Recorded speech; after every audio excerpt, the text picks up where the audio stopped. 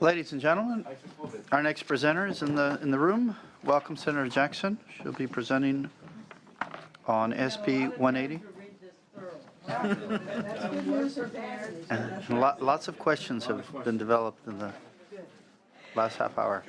Well, thank you, Mr. Chair and members. My apologies, and I appreciate your indulgence. As you know, it's hard to be in so many places at once, but I'm glad to be here and to present SB 180. In the Governor's joint inaugural and State of the State address, I guess you get to pick which one it was, or both, he articulated a vision for California to reduce the excessive release of carbon dioxide and other pollutants into the atmosphere by 2030. And I know that Senator De Leon will be presenting his bill shortly that specifically addresses a major portion of that challenge. This bill will help California achieve that goal by making our power plants cleaner over time. This bill accomplishes that task by creating new emissions performance standards that limit the amount of carbon dioxide power plants may emit. Now, in 2006, Senator Parada authored SB 1368, which established an emissions performance standard for baseload power plants.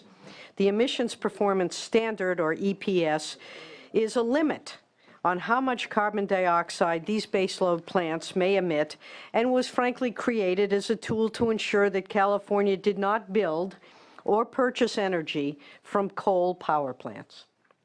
Given the increasing penetration of solar, wind, and other intermittent renewable sources of energy, especially if we are going to seek to move to a 50% renewable portfolio standard, or RPS, California must also consider the other 50% if we want to meet our climate change goals. Even having a renewable portfolio standard of 80% wouldn't help us reach our goals if the other 20% were the dirtiest technologies in existence.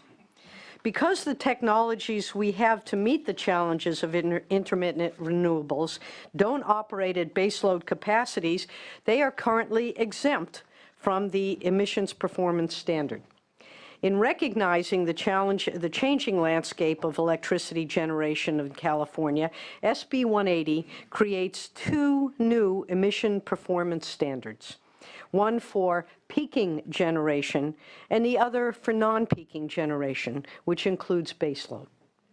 Rather than codify a number that may need to shift over time, this measure directs the CPUC and CEC, the two agencies directed to produce the results that we seek here through policy, in consultation with the California Independent System Operator, the ISO, together to determine how best to distinguish between peaking and non-peaking generation, and requires that the emissions performance standards be set as low as technologically feasible without putting the reliability of the electric grid and electric service at risk. No better experts to have doing this than those three agencies I've just mentioned. This measure further requires the PUC and the CEC to revise downward both emissions performance standards every 5 years based upon the latest technological advances. This will ensure that new power plants in California are the cleanest we can reasonably build. And as old plant permits or certificates expire, they will have to be retrofitted to be as clean as the technology that is available to date. This will force California to phase out its dirtiest plants, which are typically located in disadvantaged communities with high levels of pollution. And let me finish by thanking the committee for its thorough and thoughtful analysis and the work that we've done with you to try to hone this bill to really address that other 50% which up to now hasn't been addressed. And other than the proposed study amendment, which we've been working on changing the language to meet what I believe the committee wants us to achieve, but other than that proposed study, and there will be subsequent language which we will be submitting should this matter pass to environmental quality. I will be accepting all of the suggested amendments as author's amendments. A study, as we've discussed, would add a huge unnecessary cost to the bill. We will get there to achieve the concerns by making sure that we give direction to the PUC, CEC, and ISO as to just exactly what we want to accomplish. And here with me to testify, I have Catherine Phillips of the Sierra Club. What's it? And V. John White, who hopefully can answer any technical questions that might come up. Mr. Chairman, members, John White with the Clean Power Campaign. Thank you for having me, and thanks to Senator Jackson for introducing this bill. We think that beginning the conversation about how we want the fossil system to operate in the future is a very important question, as the Senator said, and it's important that those units complement the greenhouse gas targets that we're seeking and the mix of resources we're putting on the system.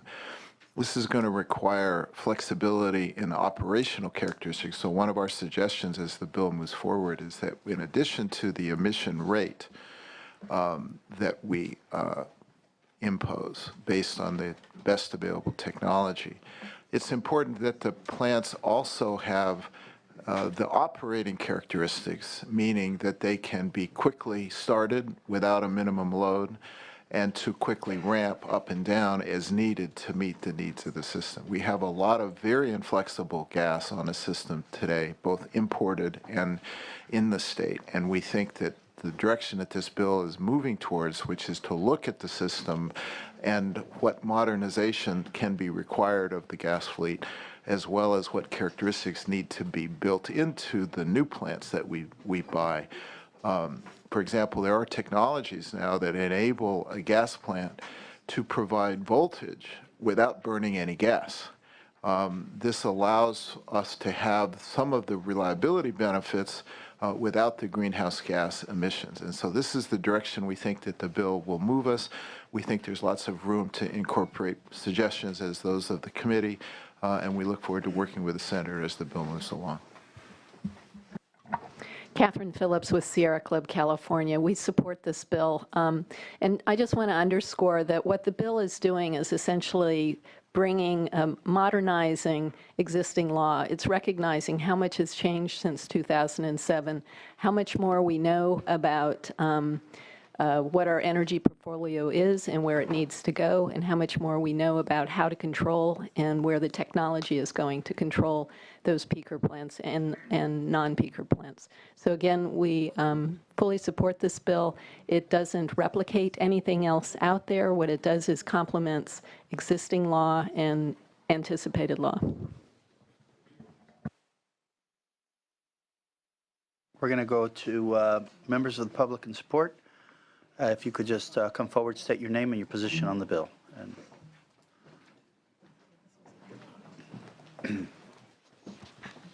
Good morning, Chair and members. Reed Addis on behalf of Bloom Energy and Edigen. We're here today in support in concept. We've been working with the author's office on some suggested amendments, but we actually believe this is a technology driver and therefore support today. Thank you. And Mr. Chair and members, Bonnie Holmes-Jem with the American Lung Association in California, and we're pleased to support this bill. Climate change is an urgent public health issue. Kelly Ditto on behalf of California Living Conservation Voters in support. Jan McFarland on behalf of Energy Source. We support the bill strongly. Thank you.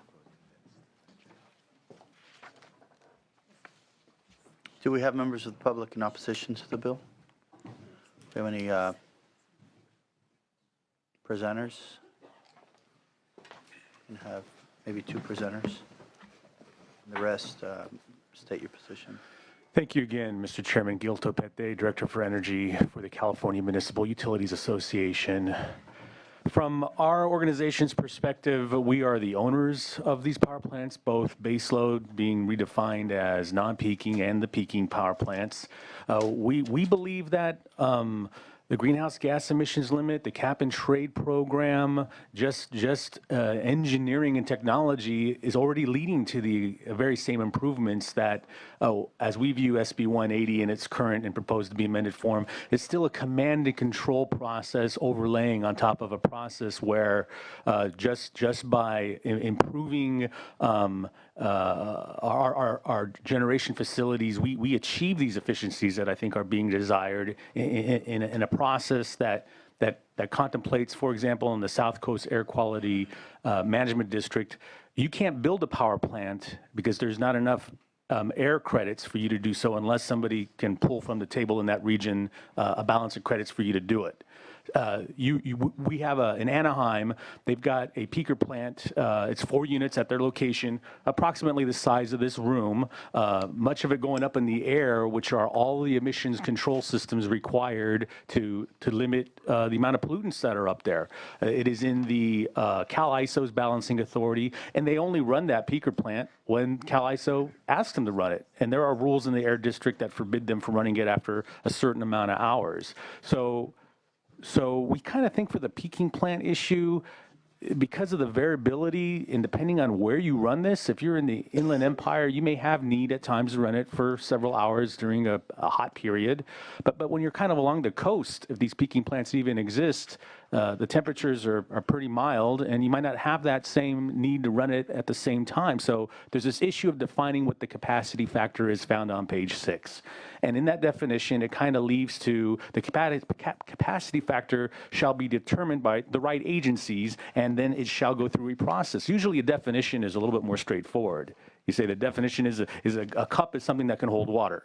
In this case, the cup is something that will be defined to hold a fluid, and that process for defining that shall be developed by the right agencies. I would say normally you would say, let's require these agencies to make that definition of what a capacity factor is. They do that. Then you come back and you say how you want to overlay maybe pursuing an energy performance standard. But at this present time, I think for CMUA, we've got members, Los Angeles, for example, who are in the current process over the next decade, modifying their natural gas plants that are once through cooled to be now the most state-of-the-art natural gas-fired gas plants in a cycle and a schedule that they've agreed to, where by 2029, a fleet between 8 and 10 once through cool power plants will be totally modernized, totally efficient.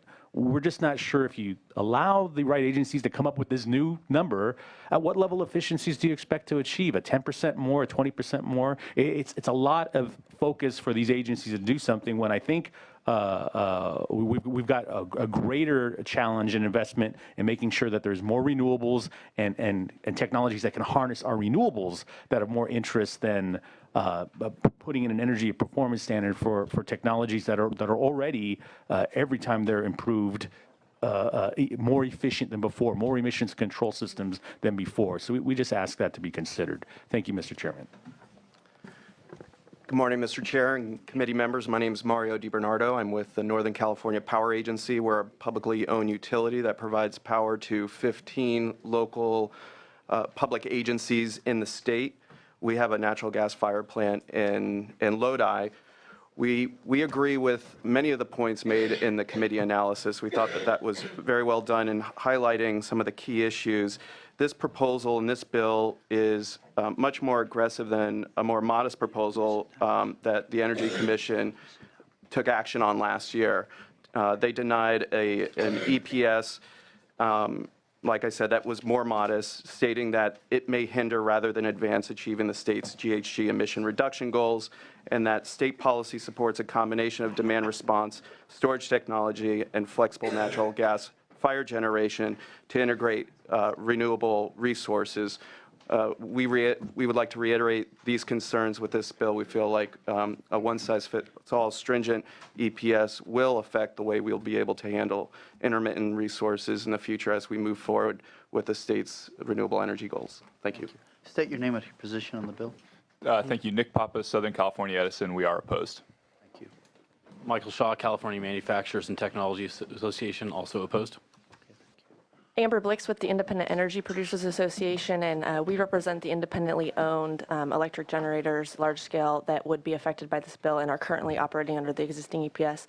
So like the commenters before, we think that there's a lot of the existing programs that are already working to work in favor of this, so we're opposed. Tamara Raspberry representing San Diego Gas and Electric Company, and we are opposed to the bill. Valerie Vlahos, Pacific Gas and Electric Company. We're in opposition. Thank you. Matt Klopfenstein on behalf of Pacific Core. We are opposed, but appreciate the author's office's attention to our small multi-jurisdictional utility issues.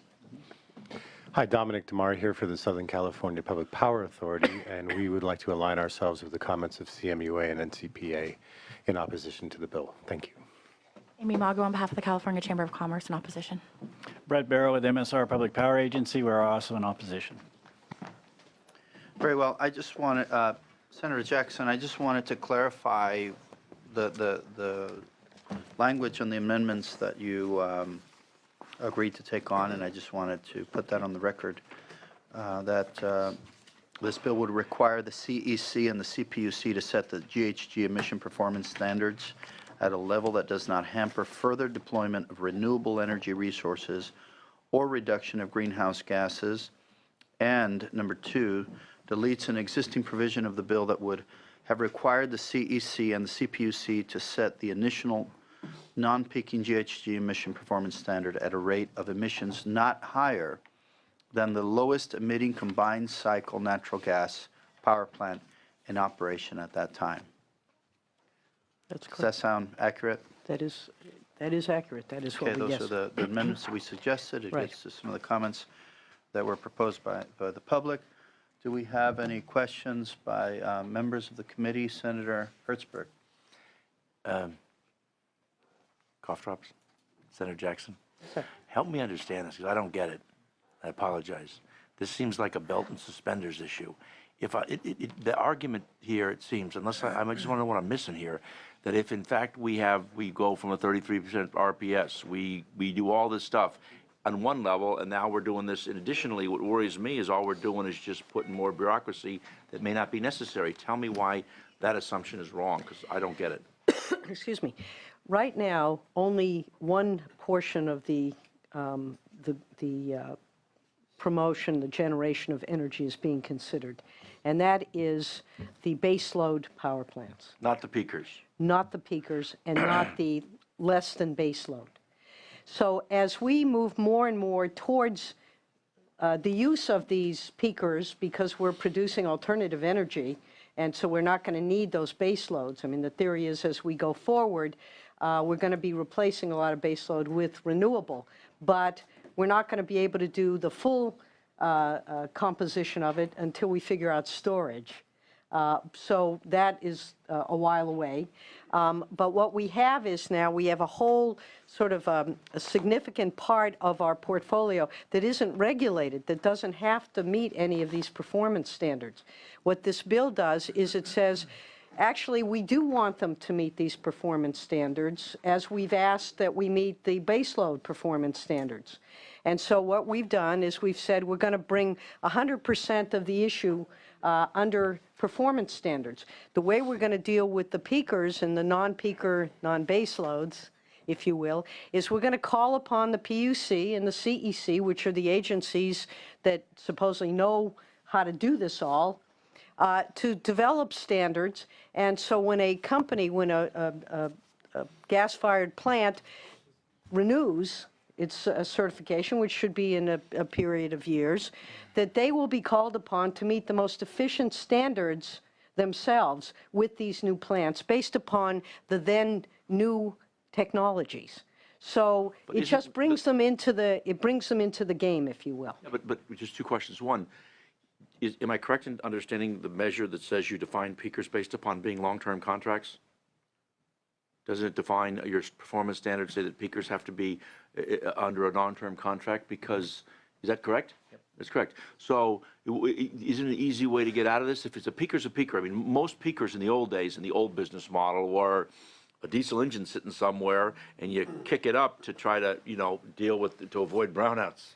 Right. Yes. And so, which we know well. Yeah, yes. thank you. And so the question is, if you really want to get to peakers, then anytime somebody employs a peaker, it should meet a standard. Because the easiest way to circumvent that, because if you don't have a long-term contract, then you still haven't caught it, number one. But number two is my bigger issue, which I still don't seem to get, and I won't keep bothering in this. But it's just like, okay, won't people naturally go to the highest and best technology, which we're doing now, by creating the RPS and creating all these other standards? How do you get around it if you have to meet those requirements? And secondly, with respect to the oversupply is caused by renewables, because we have a greater generation of renewables, which are all clean energy, right? And so those things kick up in the hot summer, and all the places with the peakers used to be needed. And now they're not going to be needed. And so I just don't get the logic of it, because that's when they were kicking in. Now you've got renewables that are kicking in, right? Those are clean anyway. Right, by virtue of the fact that they're required to meet the RPS standards. But the peakers and the non-peaker, non-base load are not subject to any of these requirements. If in fact, do we have someone here who can respond, maybe make it clearer? Yeah, please, thank you. Okay. Thank you, Senator John White with Clean Power Campaign. You raise a good point. The fact is the overgeneration is caused by a combination of inflexible fossil fuel that runs whether we need it or not because it has a minimum load, okay, as well as us. But those aren't peakers. Those aren't peakers, and you know, frankly, we're having to evolve these units to be used in a different way than when they were originally designed. And so you've got combined cycles now that are idle a good part of the time, and in fact need to be retrofitted to have a very low minimum output. But aren't those combined cycles basically long-term strips of natural gas?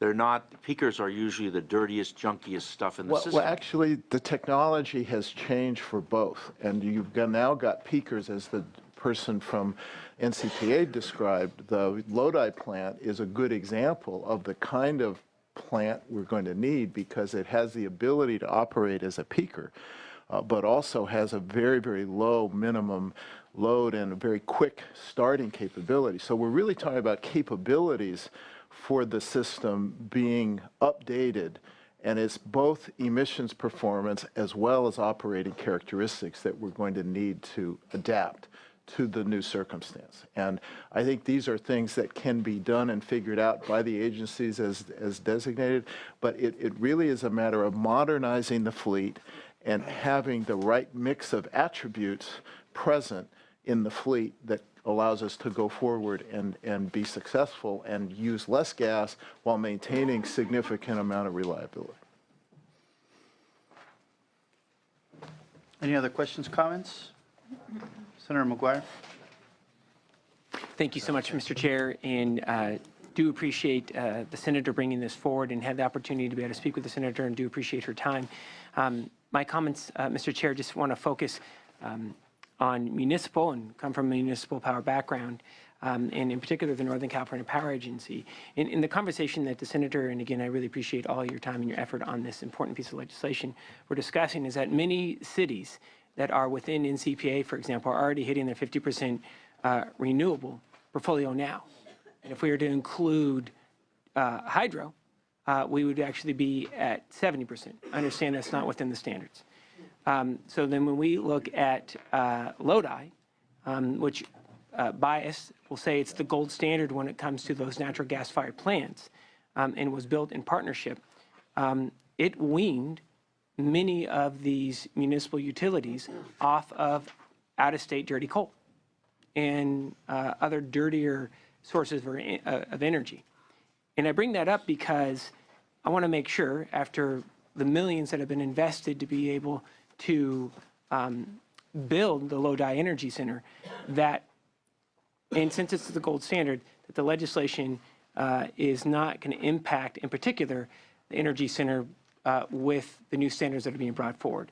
And I'm not going to put words into the senator's mouth because I know that she'll comment on it, but believe that the senator will be bringing forward potential language that would say that it would not impact, this legislation would not impact the Lodi Center until certificate renewal. Yes, and thank you, Senator, and I appreciate the time that you put into this as well. The goal, again, is to modernize. And if the Lodi Center is the gold standard, there's not going to be any effort to change that. The bill also says that the requirement that they upgrade will happen at the point at which they are required to recertify. So it is at that point, and for the Lodi plant, it's been in operation for 7 years probably. That won't happen for at least a decade or two, at which point, hopefully, the technologies will have improved to make the plants even more efficient, so that we are, again, using what will then be the best technologies to clean up both from the existing requirements that are under current RPS to these new requirements that will include the non-baseload technologies or non-baseload plants that are going to be developed, hopefully, as we increase our use of renewables. And I hope that explains the situation. We want flexibility. We want to make sure that we modernize all of our power capabilities, and that's what this bill attempts to do. And I recognize it's sort of a work in progress, but it is kind of an opportunity, I believe, to do more to reach those higher standards by recognizing that the technologies continue to improve. And as the chair pointed out, this is done to be a complement to reducing greenhouse gas emissions and not to do anything to discourage that, to the contrary. And I hope that language assists in that process. No, thank you so much, Senator, and do appreciate that exemption with Lodi until the certificate, so I do appreciate that. And also to the chair, the committee amendments in regards to the CEC and PUC, do appreciate that. And Senator, thank you so much for all of your time leading into today. Very well. Did you want to make any closing comments? Well, oh, did you have? Oh, I'm sorry. We do have a question. I'm sorry, but I'm a little confused on the amendments. I'm not sure that I understood where the two of you agreed. So maybe you can walk through what amendments you're doing. Yeah, the amendments clarify what the requirements are going to be, what the CEC and the PUC are required to look at, and that they are not to do anything that will undermine the opportunity for more renewables and will not undermine the existing, let's see what the language is, that the agencies are going to have to take into consideration the factors such as location, which I think was mentioned, whether it's in a coastal area or in a different area, the regional climate and the operating capacity when they set these performance standards. So again, taking each area rather than a one-size-fits-all, the PUC and the CEC are going to have to recognize the realities of every area when they set the various performance standards. So that's one of the changes. Senator Jackson, would you like me to read? Well, I'd just like to know, is she taking all of the amendments you suggested in the all Yes. the amendments write-up? except for one. Except for one. Which And the one that is not being taken would have required the CEC and the CPUC to have analyzed the GHG emission performance standards by both non-peaking and peaking generation, and before us adopting a standard for either type of generation, neither agency was to adopt a performance standard unless first determined that the standard would, number one, not harm reliability of the electrical grid or hamper further deployment of renewable energy or reduction of GHG emissions. That was removed, and in its place, Senator Jackson accepted that the bill would require the CEC and the CPUC to set the GHG emission performance standard at a level that does not hamper further deployment of renewable energy resources or reduction of greenhouse gases, and number two, deletes an existing provision of the bill that would have required the CEC and the CPUC to set the initial non-peaking GHG emission performance standard at a rate of emissions not higher than the lowest emitting combined cycle natural gas power plant in operation at the time. So that is pretty much the standard that is set. lowest combined cycle natural gas power plant in the operation at the time. So is there any estimate, sorry, I mean, we're operating from committee amendments, but, so is there any estimate of how much cost differential there'll be and who will bear that to bring these plants up? If I got this right, and I may not have because I didn't get to read and study it ahead of time, but it would be like, okay, the cars that come out in 2015 have the best, air cleanliness and fuel efficiency, and then everybody else has to bring their cars up to that level. No. It's, if you want to use a car as an analogy, if we require that the 2020 cars have certain miles per gallon, those cars are going to have to meet that standard. The 2015 standard car isn't going to have to meet the 2020 standard. It's not going to be retrofitted. There's no requirement of retrofitting here. This is as we create new plants, they're going to have to abide by the latest new technologies under the formula that we've just discussed. That was to avoid the study, we're kind of setting what are the reasonable expectations that we want the CUC the PUC and the CEC to From implement. my understanding, it doesn't affect contracts in effect. It does not affect. contract in Correct. effect. Correct. Right. It's going forward. Okay, so that part's a little better, but I still don't understand, there will be increased costs. So have you done any studies? Do you know what the increased costs will be over time to who, the ratepayers, the utilities? No, To improve this technology of these old plants as new ones are built? Well, it's really hard to know what the cost is going to be when these plants relicense or new plants are built. That just this is a requirement. They have to use the latest technology. The latest technology, it could be more, it could be less.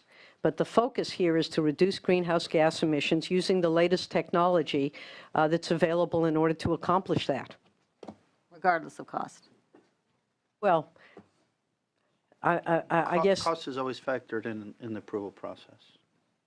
Well, okay, so that's the part that it seems missing to me, because I can't estimate that, so we'll leave that alone, because we got a lot of other stuff to do, and we've got important people waiting, and I don't want to keep them waiting anymore, but I thank you for making the bill better. I won't be supporting it. I didn't start out supporting it, though, so I do appreciate you made it better, but I wouldn't have supported it anyway, so I won't belabor you on that. I am, though, still concerned about the fact that the authoring is proposing to amend SB 180 based upon a mock-up that was distributed this morning. Was there a reason why we didn't get the official language on time? Yes, because we were negotiating up until about 10 o'clock last night with some changes. So you know what you were negotiating, but we didn't know what you were negotiating. Well, this is a bill that is double, it's Yeah, double. but I think it's a little late, is the problem. Well, you know now, and you can vote your The bill is double. Now I'm definitely going to vote no, but I was going to vote no anyway. I'm not totally surprised, But I'm hoping that we can someday work together on something that I know about in advance and that I can talk with my constituents about. So thank you. I know the senator's aware that this process is always... And this is not my usual behavior, as they will tell you in many years past. I have never objected about the rules, so thank you. Thank you, Senator Fuller. Senator McGuire, did you have a final comment? Yes, thank you so much, Mr. Chair, and do appreciate the opportunity. And again, Senator, thank you so much. And I just wanted to make sure that there is a commitment to work with the municipals, particularly on the Lodi Center, as this bill advances. I think I've made that clear. If not, I could stand on my head and say it again, but we will continue to work with you. The bill is double referred to environmental quality.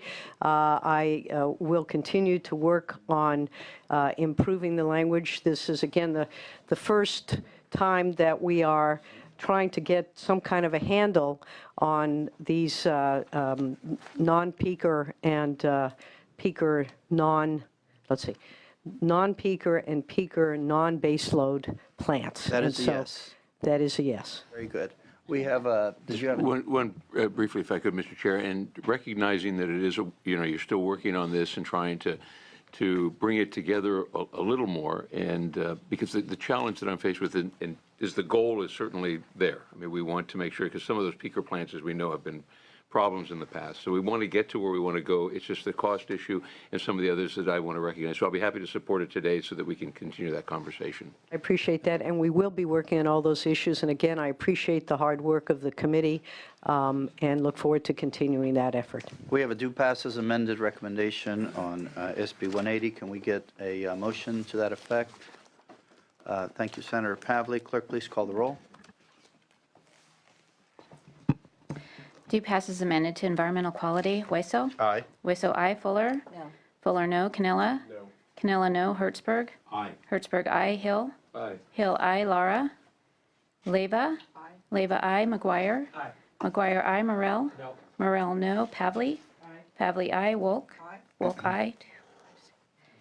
We'll hold the roll open on that one for the absent members. Thank you.